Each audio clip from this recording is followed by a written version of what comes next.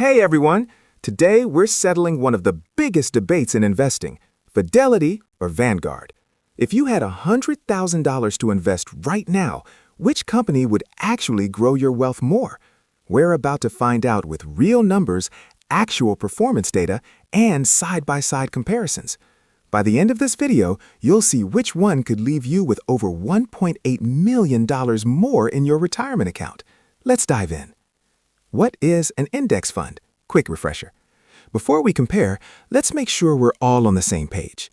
An index fund is like buying a basket of stocks all at once. Instead of gambling on individual companies, you invest in hundreds or thousands of them simultaneously, spreading out your risk. Most index funds track benchmarks like the S&P 500 and simply match its performance. No fancy stock picking, no expensive fund managers, just steady, long-term growth. Even Warren Buffett recommends index funds for everyday investors. The strategy works, but who does it better? The companies behind the funds. Fidelity, the innovator. Founded in 1946 by Edward C. Johnson II, Fidelity started as an active management powerhouse. They made their name picking winners like Xerox and Polaroid in the 1950s. Fast forward to today, $16 trillion in assets under management, over 50 million investors, known for cutting-edge tools, sleek apps, and aggressive fee competition. Fidelity is all about innovation and options, whether you're an active trader or passive investor. Vanguard, the revolutionary. Vanguard was founded in 1975 by John Bogle, who had a radical idea. Stop trying to beat the market, just match it. In 1976, he launched the world's first index fund. People thought he was crazy. Turns out, he was a genius. What makes Vanguard unique? It's owned by its investors, not shareholders.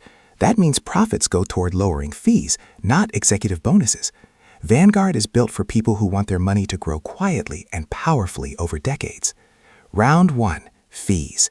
Even tiny fee differences compound into massive amounts over 30 years. Let's see who's cheaper. Expense ratios. Fidelity's S&P 500 fund, FXAIX, 0.015%. Vanguard's S&P 500 fund, VFAIX, 0.04%. Fidelity even offers some funds with zero expense ratios. That's aggressive. Account fees. Vanguard, $25 per year, unless you go paperless or have $5 million plus. Fidelity, zero account fees, period. Trading costs. Options. Vanguard charges $1 per contract. Fidelity charges $0.65. Bonds. Both charge $1 per trade, but Fidelity adds a $1.95 broker fee versus Vanguard's $25. Winner. Fidelity. Scoreboard. Fidelity 1, Vanguard 0. Round 2. S&P 500 performance. The S&P 500 tracks America's 500 biggest companies. Apple, Amazon, Microsoft, you name it. It's averaged about 10% annual returns historically and closer to 12.6% over the past 15 years. The contenders. Fidelity, FXAIX, 1.16% dividend yield, 13.04% price appreciation. Vanguard, VFAIX, 1.16% dividend yield, 13.21% price appreciation. The results, starting with $100,000. After 30 years, Fidelity, $4,462,935. Vanguard, $4,582,991. That's about $119,000 more with Vanguard. Winner. Vanguard. Scoreboard. Fidelity 1, Vanguard 0. Round 3. Total Market Index. One exposure to the entire U.S. stock market, not just the Big 500. These funds include 3,500 plus companies, from giants to small-cap startups. The contenders. Fidelity FSKAX, 0.99% yield, 12.05% price appreciation. Vanguard VTSAX, 1.16% yield, 12.22% price appreciation. The results. After 30 years, Fidelity, $3,306,283. Vanguard, $3,551,112. Vanguard wins by about $245,000. Winner, Vanguard. Scoreboard, Fidelity 1, Vanguard 2. Round 4, Balanced Funds, Stocks plus Bonds. Not everyone wants 100% stocks. Balanced funds mix growth and stability, typically 60% stocks, 40% bonds. The contenders, Fidelity FBAX, actively managed, 5.32% yield. Vanguard VBIAX, index-based, 6.05% yield. The results, after 30 years, Fidelity, $1,740,570. Vanguard, $3,380,559.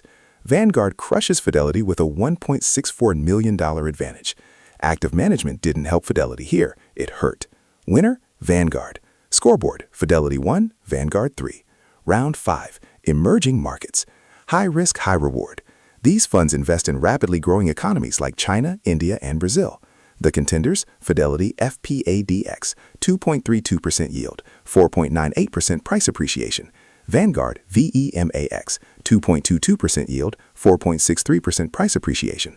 The results, after 30 years, Fidelity, $968,349. Vanguard, $765,535.